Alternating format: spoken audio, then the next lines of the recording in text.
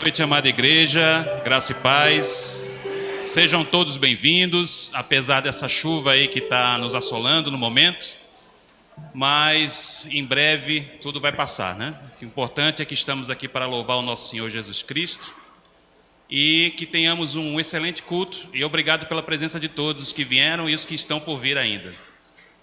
O irmão Gutenberg vai fazer uma oração e vamos iniciar o nosso louvor ao nosso Senhor Jesus. Amém? Deus eterno, Deus maravilhoso, estamos aqui, ó Pai, na Tua presença nessa noite para louvarmos e engrandecermos o Teu nome, Pai. Graças a Ti, Senhor, por aqueles que vieram e aqueles que virão, Senhor, para cultuar, exaltar e engrandecer o Teu nome, Pai. Que o Senhor possa se fazer presente, como o Senhor já está presente nessa noite, para receber toda adoração que nós possamos dar a Ti, Senhor. Não que nós mereçamos, não que nós tenhamos alguma virtude, mas que o Senhor merece toda a honra, toda a glória e todo o louvor em nossas vidas. Assim pedimos nessa noite, Pai, e cremos, ó Pai, no Teu poder e na Tua provisão, em nome de Jesus. Amém.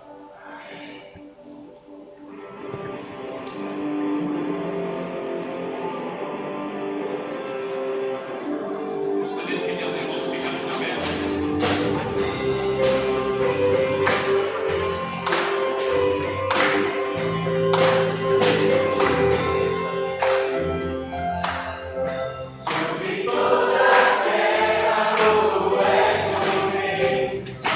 as montanhas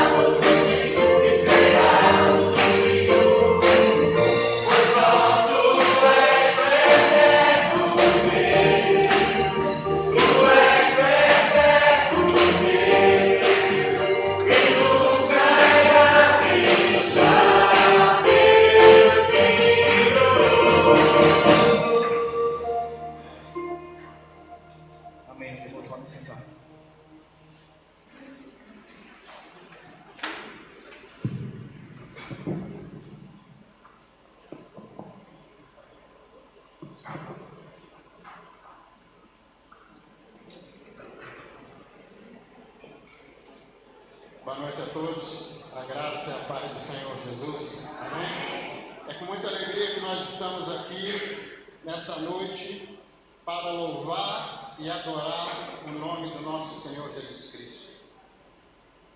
Quando eu estava vindo para cá, eu estava pensando, que é um privilégio nosso estarmos na casa do Senhor.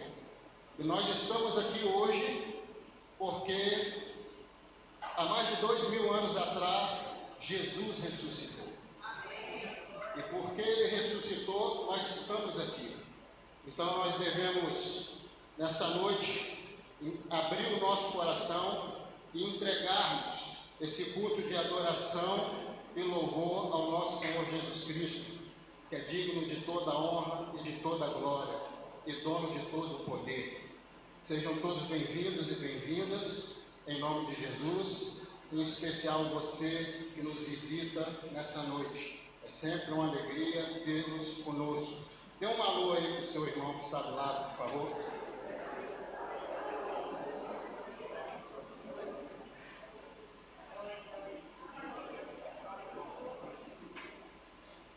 Nesse momento nós vamos estar passando os avisos.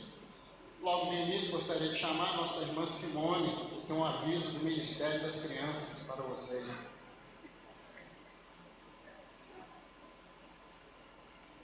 A paz, meus irmãos. Amém. Esse sábado agora, dia 11, às 18h30, acontecerá o culto de Páscoa do Ministério Infantil, o culto das crianças de Páscoa.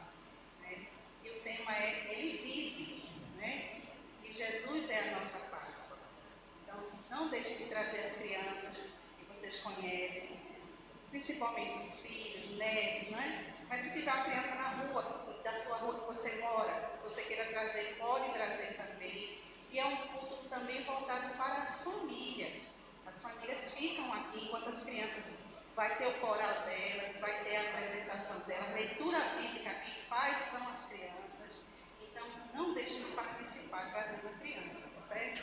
Então, sábado, às 18h30. Em nome de Jesus, para a honra e glória do Senhor. São verdades bíblicas que precisam ser passadas para as crianças, sobre a verdadeira paz. Obrigada.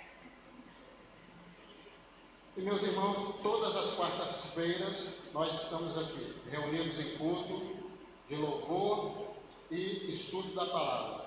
Então a nossa palavra é sempre de incentivo para que você esteja participando, porque é sempre uma grande oportunidade de nós estarmos aprendendo mais da palavra do Senhor com temas específicos. E no domingo nós temos a nossa IBD, que acontece a partir das 9 horas.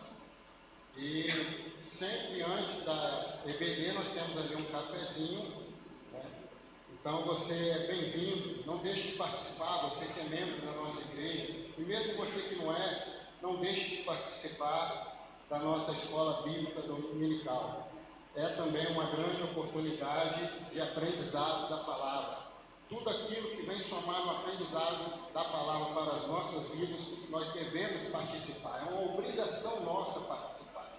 Então que você se sinta incentivado, desafiado a estar participando dessas atividades.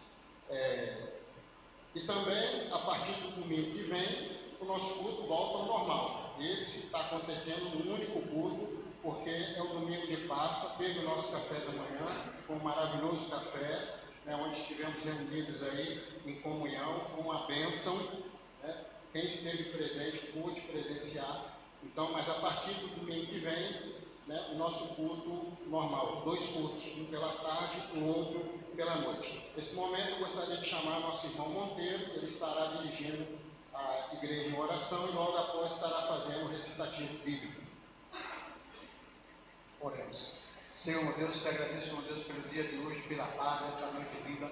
Estamos aqui, meu Deus, reunidos em família. Te agradeço, meu Deus, por essa comunhão, por tudo que o Senhor tem feito por nós, sendo a gente pecadores. Te pedimos pelo culto de hoje, meu Deus. Abençoa, meu Deus, dirige o culto, para que tudo seja para a tua honra e para a tua glória.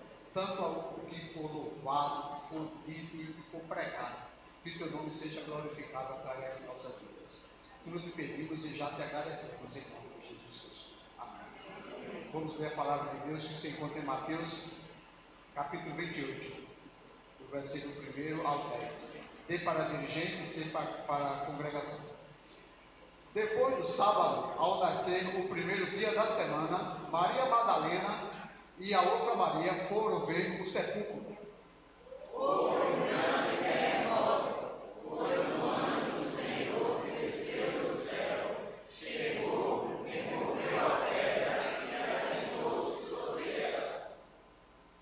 A sua aparência era como um relâmpago, e a sua roupa branca como a neve.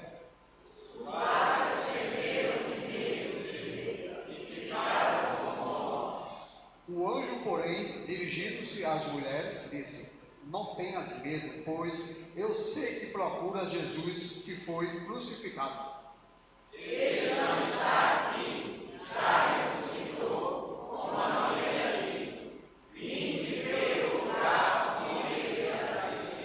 De repente, Jesus lhes foi ao encontro, dizendo: salve! A elas, aproximando-se, abraçaram os seus pés e o adoraram.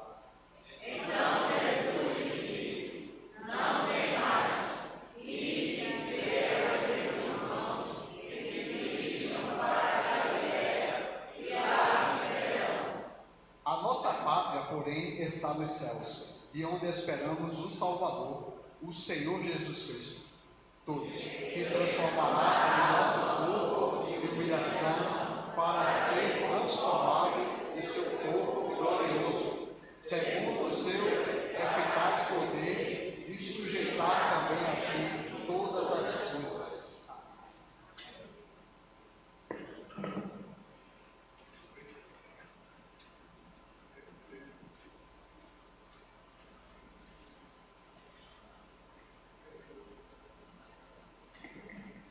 Graça e paz, igreja. Vamos continuar cultuando ao Senhor com nossos dízimos e oferta. Quem estava aqui pela manhã, escutou a palavra do pastor falando sobre os dízimos e ofertas.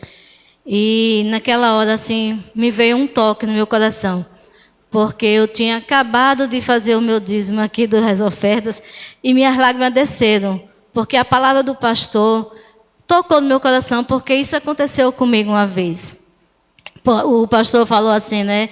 A gente vê o boleto vencendo, a gente fica preocupada, não, vamos usar o nosso dízimo. E eu fiz isso uma vez. Então, assim, e foi um mês muito difícil, porque as coisas não foi conforme eu esperava. Aí a palavra do Senhor veio, e esta noite, quando eu estava deitada, o sono não veio, e era meia-noite, e uma palavra vinha assim na minha voz: primeiro o reino de Deus, e as outras coisas vos serão acrescentadas. Aí eu disse: poxa, é isso mesmo, eu nunca mais farei isso, eu nunca mais vou pecar dessa maneira, porque nós que somos principalmente membros da nossa igreja, não podemos deixar de dar nosso dízimo de oferta, porque tudo isso é para a obra do Senhor. Então, nesse dia, nesse mês que foi sufocado, eu pedi perdão a Deus e procurei não deixar isso acontecer, não deixar o inimigo me vencer por aquele boleto que ia vencer e eu não tinha como suprir. Mas quando você é fiel ao seu dízimo e oferta, Deus supre todas as coisas.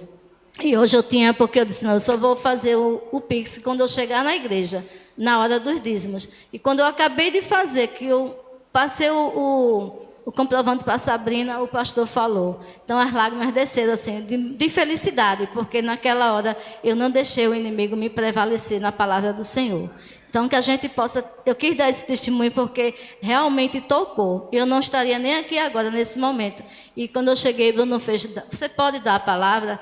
Aí eu hesitei, eu disse: não, mas é a minha hora de dar meu testemunho. Porque a gente tem que ser fiel ao dízimo e à oferta. Porque a obra do Senhor só é sustentada com os nossos dízimos. A nossa igreja só é sustentada com os nossos dízimos e oferta.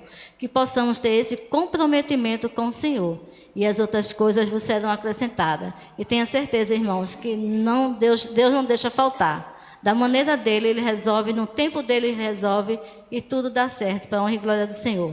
Como diz a palavra de Deus no Salmo 116, 12, que darei ao Senhor por todos os benefícios para conosco, né? Então, que a gente possa realmente ficar firme nessa palavra, porque eu sou testemunha viva disso. Vou chamar os irmãos que estão no recolhimento.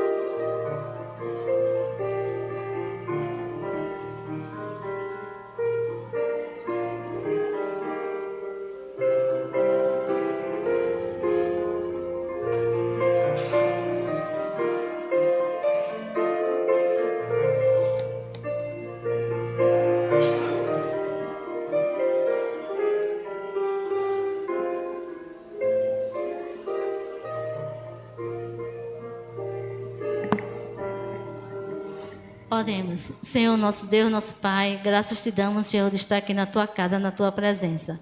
Obrigada, meu Pai, por cada dízimo de oferta que foi deixado esta noite aqui no teu altar para a tua obra, Senhor Deus. Que tu possa abençoar sob medida cada um que pode dar o dízimo e oferta. E aqueles que têm o desejo no seu coração, mas não têm oportunidade, Senhor Deus, porque está faltando um emprego, porque está faltando uma oportunidade. Que tu possas, Pai, suprir conforme a tua vontade.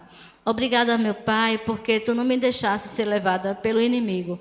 Que eu possa continuar sendo fiel ao teu dízimo, à tua oferta, todos os meses, Pai, porque nada nos faltará. Quando a gente é fiel à tua palavra, que tu possa cumprir em nós, Pai, o teu desejo nos nossos corações.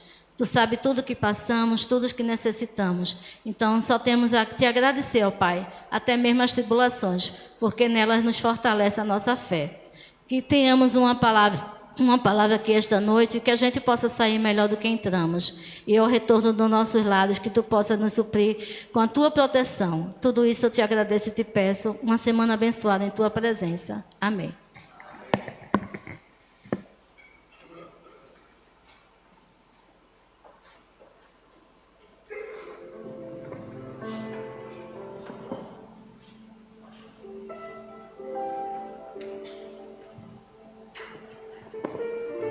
Peço para a igreja ficar de pé.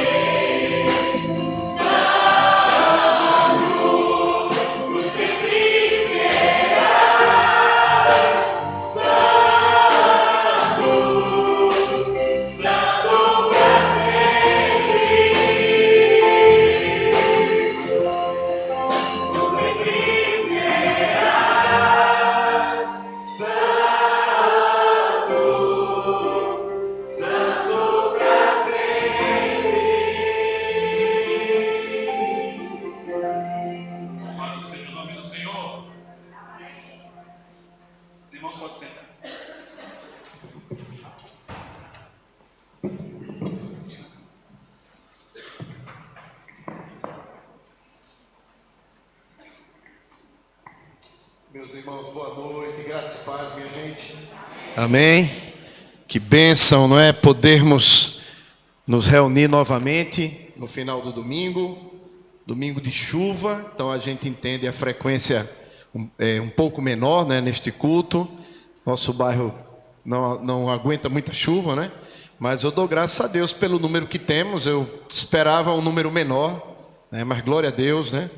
Pela sua vida, por você ter vindo cultuar. E espero que a experiência deste culto esteja sendo muito abençoadora para você, né? Temos também nosso grupo, um grupo fiel que nos acompanha através dessa câmerazinha aqui. Já interagi com o grupo lá, no nosso canal do YouTube. Também desejamos a vocês as bênçãos de Deus. E recebemos você que nos visita aqui, você que está conosco, que ainda não é membro da igreja. Então seja muito bem-vindo, muito bem-vinda, em nome do Senhor Jesus, né? O pessoal já falou, mas eu quero aqui ressaltar minha gratidão a toda a equipe que trabalhou no café da manhã. Hoje tivemos um bom café da manhã, um café de Páscoa, como temos cada ano. E isso foi o resultado de um trabalho que foi feito, de dedicação e de mobilização de uma equipe, né? Que eu não vou citar o nome aqui, porque eu vou esquecer alguém certamente. Mas nós somos gratos, né, pela manhã que tivemos, com celebração da ceia do Senhor, mensagem bíblica trazida pelo irmão José Monteiro, e tivemos aqui uma manhã muito abençoada. Amados, vamos agora passar para a meditação, a nossa mensagem bíblica. E eu quero utilizar aqui o texto de 1 Pedro, no seu capítulo 1, e hoje é um domingo de Páscoa, né? Os cristãos do mundo todo se unem celebrando a morte e a ressurreição do nosso Senhor Jesus. Fizemos isso hoje pela manhã com a ceia do Senhor, mas nós vamos meditar um pouco também nesse tema, e nós vamos ler aqui 1 Pedro capítulo 1, a partir do verso 17, tá bom? 1 Pedro 1, de 17 a 21, um texto onde Pedro, que foi testemunha da ressurreição de Jesus, viu Cristo ressuscitado, né? Não apenas foi um discípulo do Senhor, viu a crucificação, negou Jesus, então falhou grandemente. O Senhor, depois ressuscitado, apareceu para ele, o restaurou, e ele aqui já idoso, né, no fim do seu ministério, escreve o seguinte, 1 Pedro 1, 17 a 21. Ora, se invocais como Pai aquele que sem acepção de pessoas julga segundo as obras de cada um, portai-vos com temor durante o tempo da vossa peregrinação, durante o tempo desta vida, sabendo que não foi através de coisas corruptíveis, como prata ou ouro, que fostes resgatados do vosso procedimento fútil que vossos pais vos legaram, mas foi pelo precioso sangue, como de um cordeiro sem defeito e sem mácula, o sangue de Cristo, conhecido com efeito antes da fundação do mundo, porém manifestado no fim dos tempos, por amor de vós, que por meio dele tendes fé em Deus, o qual o ressuscitou dentre os mortos e lhe deu glória, de sorte que a vossa fé e esperança estejam em Deus. Tem algo interessante aqui, não é? No texto que Pedro introduz aqui, o tema de que a morte de Jesus, o sacrifício de Jesus, já era conhecido no plano de Deus antes da fundação do mundo. Então não foi um acaso, não foi um acidente o fato de Jesus ter morrido, foi parte do plano de Deus. E Pedro, ele destaca, não é, no versículo 20, que esse plano foi manifestado no que Pedro chama de fim dos tempos. Esse fim dos tempos, irmãos, há 2000 anos atrás. E eu fiquei pensando aqui que uma coisa que a gente aprende assim ao longo da vida é saber que muitas coisas da vida, elas têm o seu tempo. de acontecerem. Não é isso? Às vezes a gente erra quando a gente se precipita. Eu creio que muitos de nós aqui já nos precipitamos em algum momento da vida, né? Eu já em vários momentos fiz isso, já compartilhei com os irmãos aqui algumas coisas que aconteceram, inclusive uma vez que eu comprei um carro, né, que depois se revelou como sendo um carro que havia sido roubado. Eu comprei tudo direitinho, com toda a documentação, tal. Quando fomos emplacar o carro, aí descobrimos isso, né, que a pessoa que me vendeu o carro esse carro já tinha passado na mão de muitas outras pessoas, né? E aí foi um transtorno. Por quê? Porque eu me precipitei e quis na época, isso há 500 anos atrás, quis na época ser mais esperto, né, do que o outro, o que estava querendo comprar o carro também. Então eu digo, vou fazer uma proposta, vou chegar mais cedo, vou dar dinheiro, né, mais dinheiro. Fiz isso, paguei à vista na época. E aí, irmãos, eu perdi tudo. E graças a Deus, né, não houve problema criminal comigo, porque realmente eu fui lesado, né, comprei enganado. Mas a precipitação, irmãos, é algo que a gente entende que na grande maioria dos casos não é bom. A gente então vai amadurecendo e vai aprendendo o tempo de cada coisa, né? E nós também, assim, até no lazer a gente vê isso. Quando, por exemplo, a gente está assistindo um filme, ou está lendo um conto, né? Aí a gente sabe que, por exemplo, toda a história tem uma trama, né? Ela tem uma construção. Então a gente sabe que uma boa história, um bom filme, um bom conto, etc., você tem um crescimento do suspense, né? A não ser em alguns filmes que ganharam Oscar esse ano, que não tem nada, né? Eu não vou dizer o nome do filme para não magoar aqui corações, aqui, pecadores, corações. Então, você tem sempre um suspense, não é? Crescendo, a tensão aumentando, e no final você tem um desfecho que é revelado, e ali você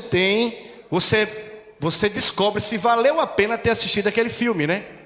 No caso do filme que eu assisti, não valeu a pena. Então, veja bem, nós todos esperamos o final, o clímax, que a gente espera que seja,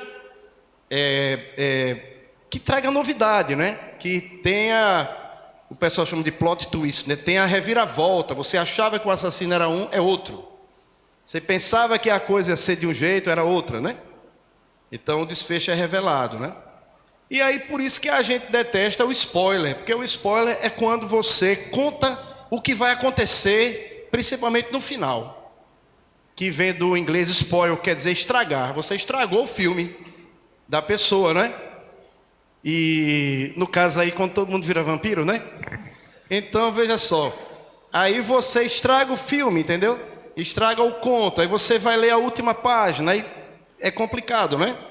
Então, nós não queremos que ninguém conte o final. Nós queremos que o final venha naturalmente com a construção da trama, né?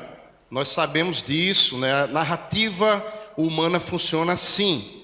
Nós esperamos o desfecho. E nós esperamos que no desfecho o bem vença. Não é verdade, irmãos? Quando a gente está... Ninguém se agrada com um final onde o mal triunfou. Não é isso? Intuitivamente a gente não quer isso. Não sei que a pessoa seja meio psicopata, né? Que prefira o mal vencendo. Mas, em geral, nós queremos que o mocinho vença, não é? Que o inocente seja vingado, que o herói, que haja um herói, esse herói seja um herói que reverta a injustiça do filme ou do conto, etc. Não é isso? Agora, quando a gente olha para a Bíblia, para a palavra de Deus, para a história que Deus está contando, no que Ele tem feito, especialmente no caso da morte e ressurreição de Jesus, nós temos algo diferente.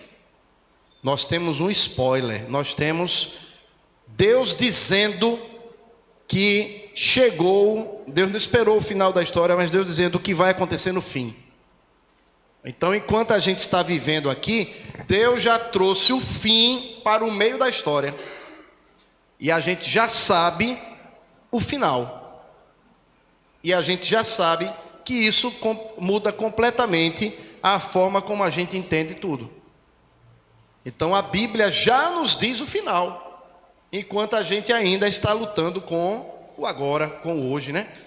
E a Bíblia faz isso, Deus faz isso para que a gente, para nos fortalecer, para nos animar, para nos dar esperança, para a gente ter uma compreensão teológica, uma compreensão da doutrina, uma compreensão do ensino, da verdade de Deus, para nos ajudar a viver, para que a gente não seja como quem não conhece Jesus. Então, no caso da história de Deus, o fim já chegou. Por isso que Pedro vai dizer aqui no verso 20, né, que Jesus, o Cordeiro de Deus, foi conhecido antes da fundação do mundo, mas foi manifestado no fim dos tempos, porque para o crente, o fim dos tempos, de certa forma, já chegou. É só uma questão do ajuste no calendário de Deus, vamos dizer assim. Ou seja, a cruz e a ressurreição de Jesus são exatamente isso. O fim acontecendo antes do fim. Deus mostrando o que vai acontecer já agora. Humanamente falando, não. Humanamente falando, quem está na época de Jesus aqui achava que a cruz era o fim. Era o término. Porque a cruz era a pior morte arquitetada pelo ser humano até aquela época. Era a pior morte. Era a morte mais dolorosa. E era a morte mais vergonhosa. E a pessoa que era crucificada, em geral, ela era detestada pelos governantes e não raramente pelo povo. Veja que a morte de Jesus, ela foi cercada de toda a vergonha possível. Então, de fato, Jesus foi humilhado, como a gente cantou, não é? A gente leu, né? Então, a humilhação de Jesus, ela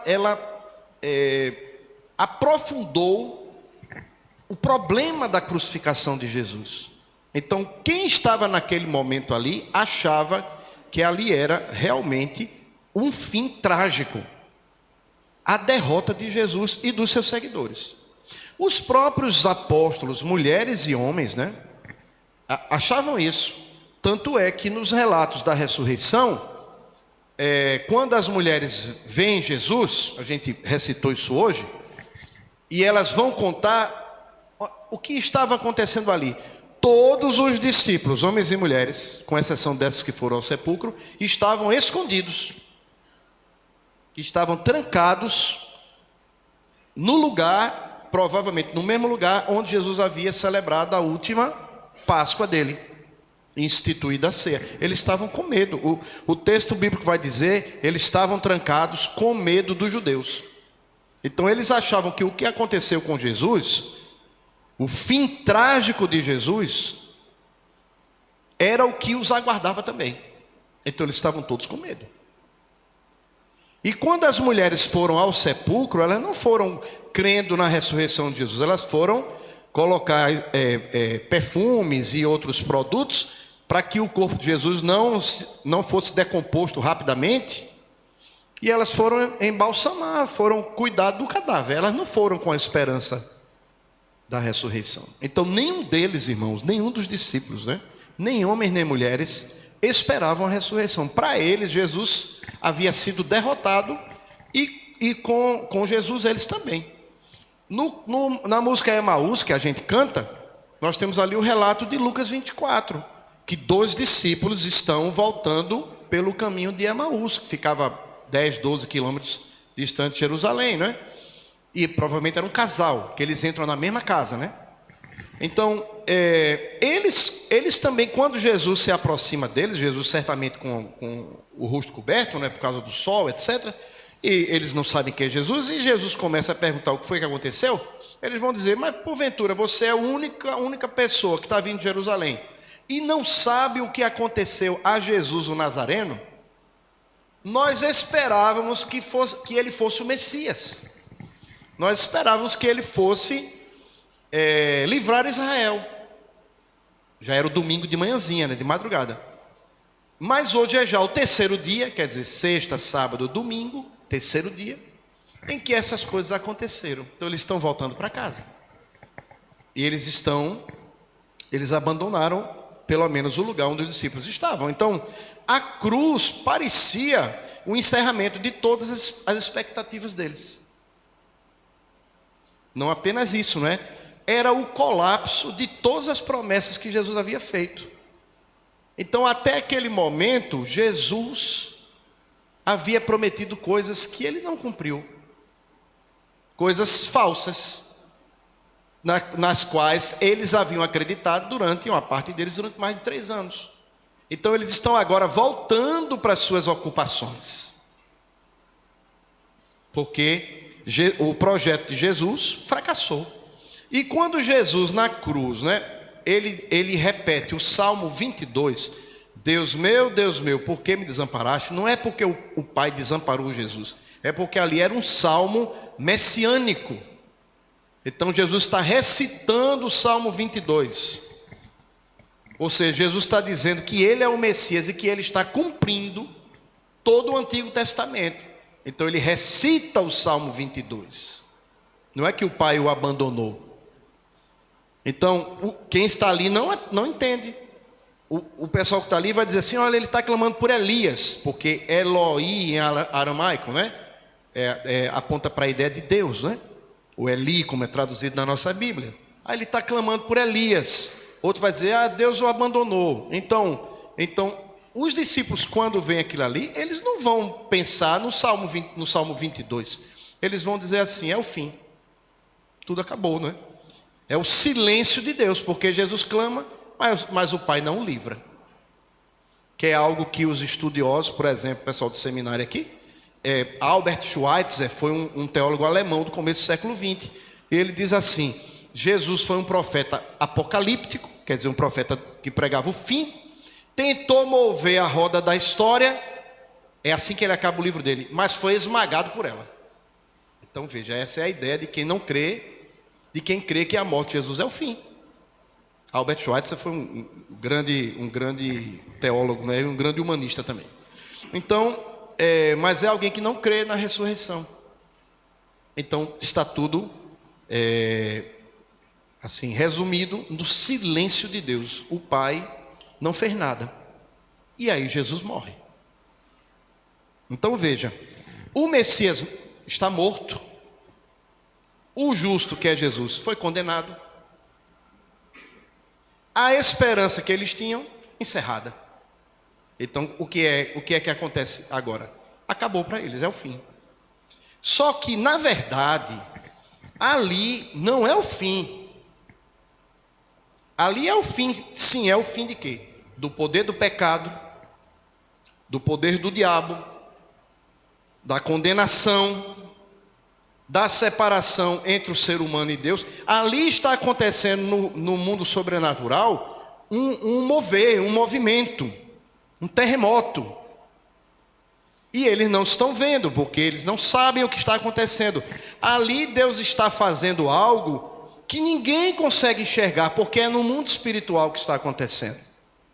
Ou seja, quando Jesus na cruz ele diz está consumado, no grego quer dizer está pago. É como havia uma dívida que foi paga por Jesus. Colossenses 2 vai usar isso, vai usar o termo que é às vezes traduzido como promissória, que havia contra nós. Jesus vai pagar aquilo ali, e Paulo vai dizer em Colossenses 2 que ele vai cravar aquele recibo de pagamento, entre aspas, na cruz. Então, quando Jesus Cristo diz está pago, está consumado, ele não está dizendo apenas que a vida dele terminou. Ele está dizendo que a obra que ele veio fazer foi concluída. A obra que ele veio fazer foi completada. O pecado foi vencido, a dívida foi paga, e a justiça de Deus, que esmagaria o pecador, ela foi satisfeita. Então, a morte de Jesus não deixou nada pendente, não ficou nada para ser feito, nada incompleto, não ficou nada para depois, foi totalmente completado, totalmente kits, né? Não há nada que precise ser feito mais. Deus aceitou completamente o sacrifício do seu filho, algo que o ser humano não podia fazer. E então a cruz não é um evento para a gente chorar. Claro, podemos chorar, obviamente, mas não é esse o objetivo da cruz. Ali é um evento penal, algo está sendo pago, alguém está sendo morto no lugar do pecador, e esse alguém é o Filho de Deus, não é um ser humano apenas. Então é um evento jurídico, é um evento penal, né? Alguém está sendo declarado inocente. O culpado, o inocente está sendo culpabilizado. Isaías vai dizer: o castigo que nos traz a paz estava sobre ele, pelas suas feridas fomos sarados. Quer dizer, o inocente está sendo culpado e condenado, para que a gente que é culpado, que a gente possa ser declarado inocente. E isso que Jesus está fazendo, ele está fazendo voluntariamente, ele não está fazendo porque Pilatos o condenou, ou porque os judeus, ou porque Judas levou os soldados para o Jardim das Oliveiras, né? Nada disso, né? Jesus está fazendo o que ele quer, porque para o plano do Pai, apenas alguém que fosse ao mesmo tempo Deus e homem poderia fazer isso, nós não poderíamos. Então, por isso que o coração da Bíblia é: Deus amou ao mundo de tal maneira que deu seu Filho unigênito, para que todo aquele que nele crê não pereça, mas tenha vida eterna. Deus está dando de si mesmo, a Trindade bendita, não é? Está dando de si mesmo ao Filho eterno de Deus. O Deus Filho vai se tornar um ser humano, para que através da sua vida perfeita, Pedro vai dizer, como de um cordeiro sem mancha nenhuma, que eram os cordeiros para o sacrifício, não podiam ter defeito nenhum, né? E aqui Jesus é o ser humano perfeito. Paulo vai dizer: é o segundo Adão. O primeiro Adão caiu. O primeiro Adão foi criado perfeito e caiu. Jesus vive num mundo caído e é perfeito. Então Jesus nesse caso, o cordeiro perfeito, sem mancha, sem pecado. Então na cruz há algo espiritual que está acontecendo, e há algo de repercussão eterna e irreversível. O autor aos Hebreus vai dizer: não resta mais nenhum sacrifício pelo pecado, está tudo feito, porque o Filho eterno de Deus resolveu ali o problema central da humanidade. Agora a humanidade é algo muito vago. Resolveu o problema central da nossa vida, foi resolvido na cruz, né? Algo aconteceu ali na cruz e foi concluído. Só que foi concluído com repercussões para sempre. Então o efeito da morte de Jesus se estende para frente e para trás, alcança todos os crentes do Antigo Testamento, e agora todos vão para o céu, e alcança todos que estão depois do Calvário. Então toda pessoa que crê em Cristo, ela é beneficiada pelo que Jesus fez. Então é um evento que tem uma amplitude eterna, e na história para trás e para frente. Quer dizer, Jesus é, portanto, aquele que salva perfeitamente. Os crentes do Antigo Testamento morrem na expectativa, meio nebulosa ainda, do Messias que havia de vir, prometido em Gênesis 3,15, o proto-evangelho, o primeiro evangelho, né? Surgirá alguém que esmagará a cabeça da serpente. Então, quando Jesus morre, algo acontece, algo é concluído, e os efeitos daquilo são efeitos poderosos para salvar qualquer pessoa. Por isso que qualquer pecador pode ser salvo. Essa pessoa não tem jeito para a gente. Essa pessoa não tem conserto para nós, pode não ter. Pode não haver método nenhum com certa pessoa. Mas Deus, Jesus diz, para Deus nada é impossível. Nada é impossível. Qualquer pessoa pode ser salva pelo poder da cruz de Cristo, se houver ali, não é, arrependimento e fé. Agora, a cruz não pode ser entendida sem a ressurreição. Isso é importantíssimo, irmãos, porque a cruz e a ressurreição fazem parte de uma mesma obra, de uma única obra. Não são dois eventos desconectados. São dois lados da mesma realidade redentora, da mesma realidade da salvação. A cruz é o fim do pecado, do poder do pecado, é a derrota do diabo, a derrota do pecado, e a ressurreição é o início da nova criação. Por isso que a ressurreição de Jesus é diferente de qualquer outra. Lázaro foi ressuscitado, morreu depois. A ressurreição e ele foi ressuscitado com os defeitos do corpo que ele tinha. Jesus é ressuscitado gloriosamente para nunca mais morrer. Então Jesus é, na verdade, a primícia da ressurreição, é o primeiro fruto da ressurreição. E é o protótipo, o modelo do que vai acontecer conosco. Então a ressurreição é o começo da vida. A cruz é o fim da culpa. A ressurreição é o começo da vida. A cruz é o pagamento. A ressurreição é o Pai dizendo que o pagamento foi aceito. E que o Filho fez é completamente suficiente para a nossa salvação. Ou seja, a ressurreição é o Pai dizendo amém para a obra. Essa é a nossa garantia. Não é apenas uma expectativa, irmãos. Na lógica de Deus, está garantido. E Jesus disse: as palavras humanas podem falhar. O céu e a terra vai passar, mas a palavra dele não falhará. A palavra de Jesus será cumprida. Então, quando Pedro está dizendo que o fim dos tempos havia chegado, como no verso 20, né? Isso faz sentido para a lógica de Deus. Por que que o fim chegou? Porque a morte já foi vencida. Ela foi vencida quando? Quando Jesus ressuscitou triunfantemente. A morte foi vencida.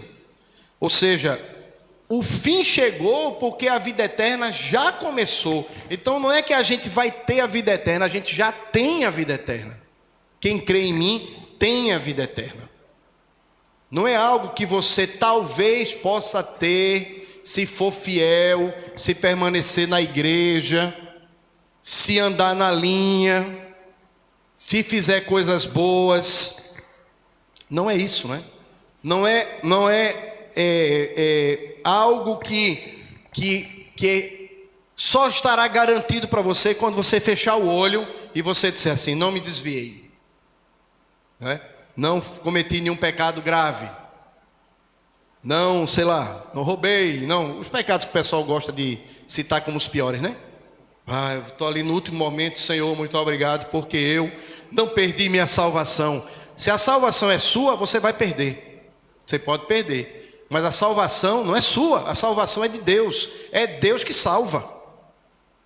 Então, na lógica da cruz e da ressurreição, o final já está garantido. Porque o final não depende de você, o final depende de Jesus. E a obra de Jesus foi aceita pelo Pai. Então você não tem nada que fazer. O que você fizer agora, o que eu fizer agora, é em resposta. Entenderam? É em gratidão. É com gratidão. É oferta. É pelo que Jesus já nos deu. É pelo que ele já fez por nós. Então, Deus não está esperando que você faça a sua parte. Não há a sua parte, não há nada da sua parte a ser feito. O conceito de graça de Deus exclui isso. Não há nada da sua parte que Deus esteja esperando você fazer. O que precisava ser feito foi feito completamente por Jesus. Está consumado, está quite, está pago. Foi suficiente para o Pai. E aí o texto vai dizer que isso se deu pelo precioso sangue de Jesus, como o sangue de um cordeiro sem mácula. Então, veja, irmãos, isso é assim, nós queremos pagar pela salvação, entendem? Nós queremos merecer a salvação, isso é do ser humano. Eu quero merecer minha salvação. Você quer merecer, para que você, quando chegar no céu, você diga assim: eu mereci estar aqui, eu fui fiel, eu dei meu dízimo, eu não me desviei nunca, eu não me prostituí, eu não fui feito meu vizinho que tomava da número 1 até a 51. Eu não fui. E você então poderia chegar no céu dizendo: está vendo, Senhor, Jesus morreu em meu lugar, mas eu também fui fiel. Eu mereço estar aqui, não é? Essa gana, esse desejo que o ser humano tem, irmãos, é da natureza humana. Mas Deus vem dizendo o seguinte: você não tem mérito, você não é perfeito, você não é justo, você não pode salvar a si mesmo, a si mesma. Se você pudesse ser fiel e salvar a si mesmo, Jesus não precisaria ter morrido no seu lugar. Então você é salvo unicamente porque Jesus teve piedade de você e morreu em seu lugar. Sem isso você está perdido. Mas a mensagem bíblica não é negativa, ela é positiva, não é? Nós temos a confiança de que a obra de Jesus foi suficiente para a nossa salvação e que não há mais nada a ser feito, mais nada, não há sacrifício, o sacrifício de Jesus foi perfeito. Agora, tudo que fizermos é para viver com gratidão. Paulo vai dizer: o amor que Cristo teve por mim me constrange. O que é isso? Faz com que eu me envergonhe se eu não tiver uma resposta a esse amor. Não é algo que você vai fazer para merecer o amor de Deus. Eu já amo você. É a sua resposta a esse amor. O amor de Cristo me constrange. Aí você sai debaixo de um toró feito de hoje para vir cultuar. Porque o amor de Cristo por você faz você vencer a caminha quente com lençolzinho, né, agradável, o travesseiro, e você vê estar aqui num banco relativamente desconfortável, levou chuva. O que é que você fez isso? O amor que Cristo teve por você lhe constrangeu a vir. Eu não vou ficar em casa, eu vou para o culto. Não para ser salvo, não para merecer a salvação, mas pelo que Cristo fez por você. Aí você vai ofertar, aí você vai dar seu tempo, aí você vai testemunhar, você vai trabalhar para Jesus. Você vai vir muitas vezes bem cansado, cansada, mas você vai fazer, porque você vai se lembrar da cruz, do que Cristo fez por você, não é? E nada que a gente faça poderá retribuir o que Jesus fez por nós. Então a ressurreição, irmãos, ela traz para dentro da história o fim. Ela dá o spoiler. Ela já diz o que vai acontecer. E isso, amados irmãos, muda completamente a nossa forma de pensar e a nossa forma de viver, não é? Se Cristo ressuscitou, nossa vitória já está garantida. Veja só, irmãos, isso é libertador. Na vida a gente tem muitas derrotas. Nesta semana, muitos de nós tivemos prejuízo de vários tipos. Mas do ponto de vista de Deus, você está pisando aí, ferindo seu pé, passando pelos espinhos e suando, mas Deus está dizendo assim: você é vencedor, você é vencedora. Há algo que já está garantido para você. O pecado não tem a palavra final, o sofrimento não tem a palavra final. É o que Jesus vai dizer: no mundo vocês terão aflições, mas vocês devem se animar, porque eu venci. Eu venci. Paulo vai dizer: em Jesus nós somos mais do que vencedores. Então a ressurreição significa que a morte não nos lançará no desespero. Ela não tem a última palavra. Nós não vamos então viver dominados pelo medo. Nós não vamos ser definidos pelo passado. Eu já errei muito na minha vida, irmãos, mesmo tendo sido crente já novo. Todos nós aqui temos memórias. O nosso passado não vai nos definir. As palavras que disseram contra nós não vão nos definir. As coisas que fizeram contra nós não vão nos definir. A culpa pelos erros que cometemos, nós não precisamos estar presos à culpa por coisas erradas. O sangue de Jesus Cristo o Filho eterno de Deus, nos purifica de quê? De todo pecado. Todo pecado. É o que João o Batista vai dizer, não é? Quando vai ver Jesus. Aí está o Cordeiro de Deus, que tira o pecado do mundo. Não é que tira uma parte do pecado, que tira o pecado.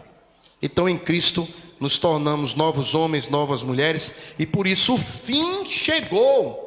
O fim já chegou, na lógica de Deus. Ou seja, nós vamos viver como quem já foi alcançado pela ressurreição. Então a vida do crente, ela vai ser uma vida exuberante, repleta de esperança, de alegria, de vigor. Mesmo você, ao voltar para casa, mesmo que você encontre ao voltar para casa uma realidade completamente negativa, doença e brigas e outras coisas mais, nossa família pode ter, não é? Há muitos aqui que estão aqui no culto, mas ao voltarem para casa, ou para o trabalho, ou para a sala de aula, etc., vão voltar para situações extremamente negativas. Mas, meus amados irmãos, nós somos mais do que vencedores. Isso não é um mantra, isso não é uma frase para vocês dizerem glória a Deus. Isso é uma verdade bíblica. Você já vive a partir da vitória de Cristo. João vai dizer que quem vence o mundo é a nossa fé. 1 João capítulo 5, verso 1. É a sua fé em Deus. É a sua fé no que Cristo fez, né? Ou seja, nós somos chamados a entender que a ressurreição muda o tipo de vida que nós vivemos. É o que Pedro vai dizer. Vocês não podem mais viver como antes. Vocês agora são novas pessoas em Cristo. São pecadores, mas são novas pessoas. Por isso a igreja não é um lugar de pessoas perfeitas, né? É o lugar onde a ressurreição de Jesus começa a ficar visível. De que forma? Porque nós já em Cristo antecipamos espiritualmente o poder da sua ressurreição. Já começou no nosso batismo. Não é isso? O que é o batismo? Você é mergulhado e a velha vida ficou para trás. E agora, emergindo da água, você declara: assim como Jesus foi ressuscitado dentre os mortos, pela glória do Pai, eu vou andar em novidade de vida. É o que nós fizemos no nosso batismo. E passamos a andar em novidade de vida, não é? A igreja, portanto, não é um lugar de perfeição, mas é um lugar de transformação. A igreja é lugar de transformação. Não é um lugar de ausência do pecado, mas é um lugar da presença da graça de Deus. Então, entre nós aqui, o que é que deve se sobressair? A presença da graça de Deus, através das nossas vidas. Não é uma coisa mística, é através da nossa vida. Então nós vamos agir com graça porque nós fomos alcançados pela graça. Vamos agir com perdão porque nós fomos perdoados. Vamos agir procurando restaurar vidas porque nós fomos restaurados. Aqui dentro, a nova criação começou a se manifestar na vida de cada um de vocês. Por isso que a gente, quando chega num culto como esse, às vezes a gente chega abatido, às vezes a gente chega triste, com pedidos, né, que Deus sabe. Aí a gente olha para o rosto um do outro, não é? A gente conversa um pouquinho, mata aquela saudade que a gente sente quando falta um culto. E aí o Espírito Santo vai trabalhando, porque aqui a graça de Deus, irmãos, está agindo. Estamos sendo alcançados pela graça através das vidas já alcançadas pelo Senhor Jesus, através de vocês. E a igreja manifesta, portanto, a graça de Deus. Isso acontece de forma prática. Isso não é só teoria, não é? É como a gente trata uns aos outros. É como a gente conversa. É um abraço, é um aperto de mão, não é uma palavra que a gente troca um com o outro, na forma como nós servimos, na forma como nós acolhemos, na forma como nós perdoamos. Foi assim que Jesus Cristo nos tratou. Ele morreu por nós, ressuscitou por nós. Ele não nos expôs, Ele não nos condenou, Ele nos cobriu, Ele não nos rejeitou, Ele nos recebeu, Ele nos trouxe para a vida. Então agora Ele nos chama a vivermos essa realidade, a realidade do fim, que já está garantido, a realidade do que vai acontecer, que é certo, que é promessa dele, não é? Ou seja, nós agora não estamos plenamente no fim, mas nós já estamos com aquele gostinho do final feliz, do feliz para sempre, da vitória definitiva sobre o mal. Quando a gente assiste um filme bom, né? Não certos filmes que foram para o Oscar, mas filme bom, e você diz assim: valeu a pena, não é? Valeu a pena, o bem triunfou. Essa satisfação, irmãos, de saber que o bem triunfará, já é a nossa realidade, já é a sua realidade. Na sua vida, o mal não tem a última palavra. Na sua vida, o diabo não tem a última palavra. Pode ser que você perca muita coisa nessa vida, mas aos olhos de Deus, você é vencedor porque você está em Cristo. Porque Cristo está com você. Jesus está com você. Você tem condições de enfrentar as dificuldades deste mundo, e elas estarão no nosso caminho, porque esse é um mundo caído. Mas você terá o tempo todo a ajuda poderosa, onipotente, amorosa, compassiva do Senhor Jesus. Você então pode levantar seu olhar, não para ter um olhar altivo, mas olhar com esperança para frente, porque você não está abandonada, não está abandonado. Deus está com você. Deus não deixará de cumprir a promessa dele na sua vida. A promessa dele não é você ter carro, ter casa. Se vier, a gente diz: Senhor, teu servo está pronto, está preparado para receber, não é verdade? Mas não é isso, A grande promessa de Deus é o quê? É o fortalecimento da alma. Muita gente já descobriu que o segredo, irmãos, da mudança de vida está dentro da pessoa, não está fora. Está naquilo que a gente chamaria de mente, Podemos chamar de alma. Muita gente já descobriu isso. A mente é tão poderosa que ela pode produzir doenças. Ela pode provocar uma gravidez em uma mulher que não está grávida. E ela ter todos os sintomas, até ter leite materno. Aí vai fazer a ultrassom, coitada, não está grávida de verdade. A mente pode destruir uma pessoa. A mente pode acabar com a vida de uma pessoa. Não é isso? O poder da mente. Agora, a Bíblia vai dizer: nós temos a mente de Cristo. Entenderam, irmãos? Aí está o X da questão. Aí está a chave. A mente de Cristo, Vivendo plenamente agora, não plenamente, mas verdadeiramente agora. Por quê? Porque em Cristo a ressurreição já começou. O fim dos tempos já entrou na história. E esse fim tem um nome: Jesus Cristo ressuscitado dentre os mortos. E nós então sabemos que na cruz Jesus venceu o pecado, na ressurreição venceu a morte. E agora, pelo Espírito Santo, pelo poder do Espírito Santo, Jesus traz você para dentro da vitória dele. Você é mais do que vencedor. Que nós possamos então ter uma vida que espelhe isso, que reflita isso, e a ele seja toda a glória, toda a honra e todo o nosso louvor para sempre, irmãos. Amém. Muito bem, meus amados. Que bênção é a gente ler a palavra de Deus, meditar na palavra e sermos fortalecidos pela palavra de Deus, Quando a gente prega, é preciso que primeiro a gente seja o primeiro ouvinte do que a gente vai pregar, E para que a gente nunca traga algo que não seja por convicção, E aqui o mérito não é meu, é da palavra de Deus. Aproprie-se da palavra de Deus nesta noite. E você terá em Cristo condições de ir adiante. Tá bom, amados? Que Deus nos abençoe. Vou chamar a nossa querida equipe musical para vir à frente. Fiquemos todos de pé, meus queridos. Quero desejar a todos uma semana muito abençoada, em nome de Jesus.